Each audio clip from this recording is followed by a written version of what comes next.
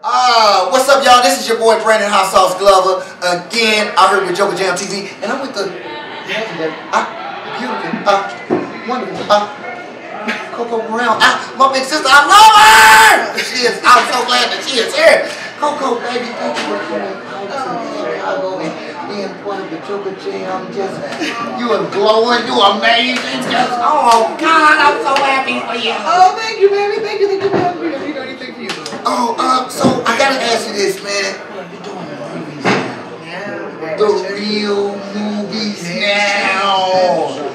How does it feel to work with Tyler Perry, man? Oh, it feels great. You know, I've been with him for 3 years now, going on 4. You know, for better or worse, and now with the Single Moms Club. And, you know, just excited. You know, because I mean, one thing is, you know, you come in there, you do your job, and you have your BI, you stay working. He takes care of you. Oh man, that's good to know, man. Hopefully I can get with him and just start telling him, hey man, the hot sauce, man, let me get a little hot sauce on it, you know, I can be a nice little trash man or something.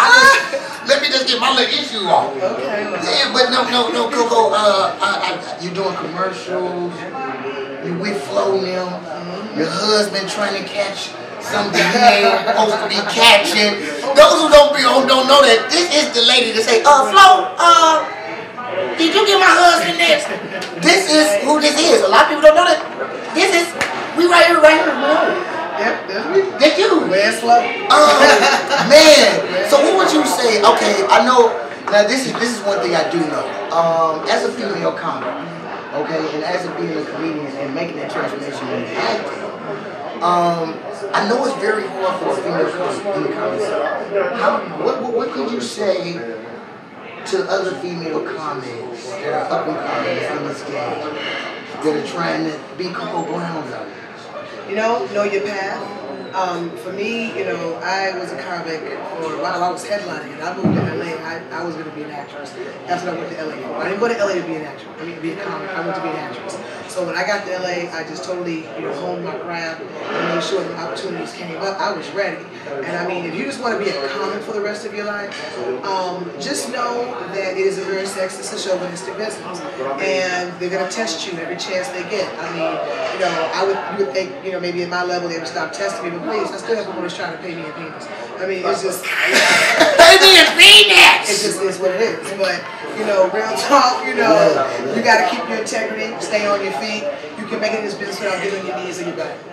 Man, that's real. That's real women, because I noticed in comedy now, what's going on is it's a lot of bitterness.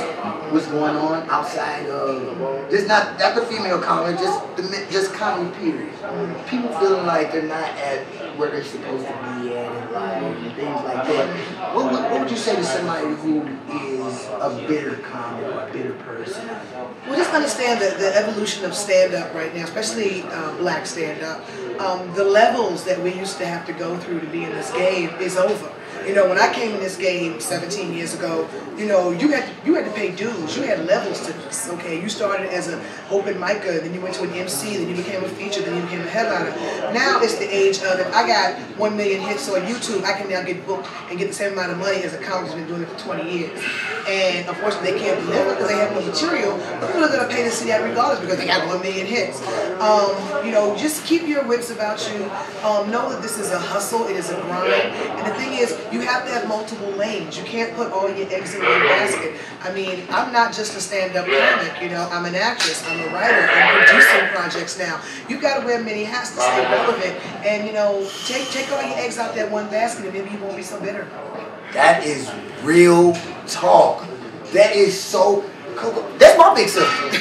That's why, if people look at it like hot sauce is starting to seem like you're going something like, okay, I'm listening to great people like this, man, and that's a blessing for me to even be around you right now on this, and to see this, and to be, you know, walking with you in the same light of trying to do this. This is, and even myself, I've been in the game for a minute now, and to keep myself motivated, going out to LA, finding a place where to live at, because a lot of people get fooled about LA. Yeah, you really don't have to be here. They'll come and get you if you're doing your job. That's real talk. I know cats working very well in Charlotte, North Carolina. No, that's for real. That's I mean, for real. so people think you have to come and be balls in LA. And you can, but you know what? You've got to make sure you have a contingency plan. LA will eat you alive and spit you out. You'll be living in a one-bedroom apartment with 6 people with no refrigerator and somebody has a puppy. You have to make sure that you come with a contingency plan. Because first of all, they don't pay us like that out there. You're making $20 a set. You can't live off of that. You better make sure you hone your skills in Chicago, New York, Atlanta, DC. Make yourself a reputable name comic and then come to LA. Therefore, when it's slow, you can go on the road, boo. You can make your rent money. Because they ain't going to pay you that in LA. You keep pushing for a commercial or somebody to come in and discover you and put you in a movie.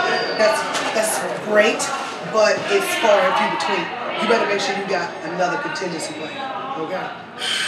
Okay, and I'm going to say this before we get up. I have to say this too. Okay, I'm touching on something right now. I'm just finna touch on it. Just because you're my big sister, I know what's going on, and I'm going through things. Okay. How hard is it to have a relationship doing comedy and being I think it's a different dynamic for men and women. For me as a female comic, it's hard to have a relationship because a lot of times I'm going to be the breadwinner. I'm going to make more money than the man I'm with. And that's an issue in itself. A lot of men can't handle a woman that's, we're going to make more money. And the thing is, a real woman's not going to put that in her man's face. Right. But if he knows it, it's going to mess with his head anyway.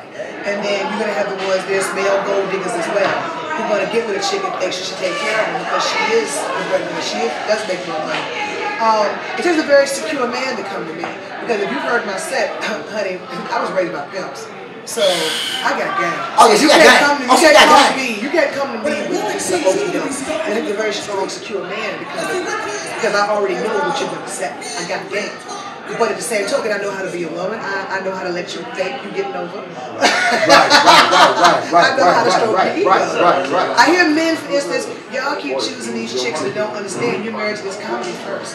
Only marriages I know work in this business with my male counterparts is the ones whose wives have a life of their own and they understand the lane they're in. That comedy is this. Comedy is going to be their side chick forever. And the thing is, you have to understand that you can't get with a guy who's a comic and then all of a sudden, why you going on the road? Why you got to go say them jokes? Wrong woman. You better be with a woman that knows how to set up your product when you're done. You better know to be with that chick that knows how to handle, that limelight is going to be on you, and she's there for support and to stroke that ego when you have a bad set. I'm looking for a Coco Brown on this motherfucker. I don't even know what this shit is going on, but I'm looking for a Coco Brown. I'm gonna say this, okay.